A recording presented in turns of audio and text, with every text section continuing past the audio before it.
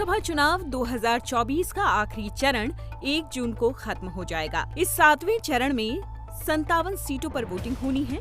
इनमें से सबसे ज्यादा सीटें हैं बिहार में। बिहार की 8 सीट पर 1 जून को वोट पड़ेंगे और यहाँ की सबसे चर्चित सीट है काराकाट। यहाँ मुकाबला है त्रिकोणीय। एनडीए के प्रत्याशी उपेंद्र कुशवाहा और महागठबंधन से राजा राम सिंह मैदान में हैं। इन सबकी टेंशन बढ़ाई है पवन सिंह ने, क्योंकि वो निर्दलीय तौर पर यहाँ से चुनाव लड़ रहे हैं। क्या वाकई भोजपुरी एक्टर के आ जाने से प्रत्याशियों की चिंता बढ़ना जायज है? दरअसल भोजपुरी फिल्मों के हीरो का एक ऐसा ट्रैक रिकॉर्ड रहा है जो बाकी दोनों प्रत्याशियों की चिंता थोड़ी सी कम कर सकता है। चलिए आपको बताते हैं ये कैसे। मनोज तिवारी हो, रवि किशन हो या फिर हो निरहुआ, ये सभी कभी भी पहली बार में चुनाव जीत गए हों ऐसा नहीं हुआ। हालांकि ये सभी फिलहाल सांसद हैं, लेकिन जब इन्होंने अपना पहला चुनाव लड़ा तब इनके हाथ लगी थी हार।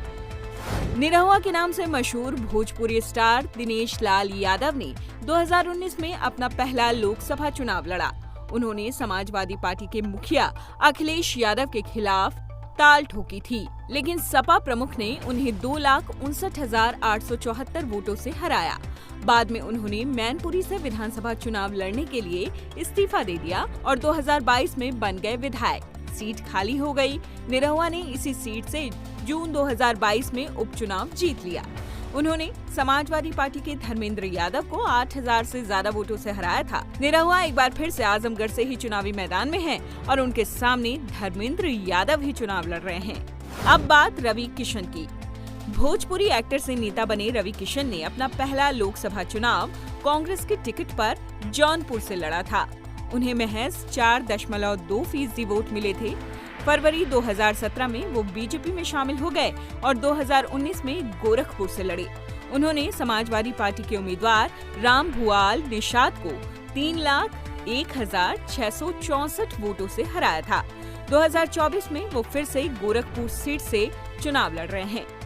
अब बात मनोज तिवारी की। भोजपुरी एक्टर मनोज तिवारी अभी north east Delhi Lok Sabha seat से सांसद हैं, लेकिन उन्हें भी पहले चुनाव में हार का सामना करना पड़ा था। उन्होंने 2009 में अपना पहला लोकसभा चुनाव समाजवादी पार्टी की टिकट पर गोरखपुर लोकसभा सीट से लड़ा। समाजवादी पार्टी ने उन्हें माफिया डॉन से नेता बने हरिशंकर तिवारी और बीजेपी के योगी आदित्यनाथ और बीएसपी के विनय शंकर तिवारी के खिलाफ मैदान में उतारा था। मनोज तिवारी को चुनाव में महज 11% वोट मिले थे और वो तीसरे स्थान पर रहे।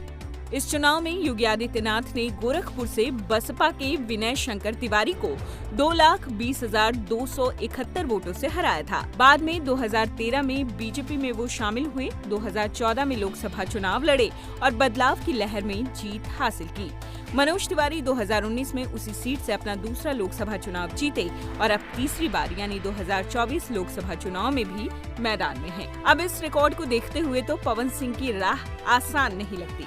उनके लिए चुनाव जीतना और संसद पहुंचना टेढ़ी खीर हो सकती है, लेकिन उन्होंने काराकाट की फाइट इंटरेस्टिंग जरूर बना दी है। ये खबर आपको कैसी लगी कमेंट बॉक्स में हमें जरूर बताइए। इस तरह की तमाम खबरों से अपडेट रहने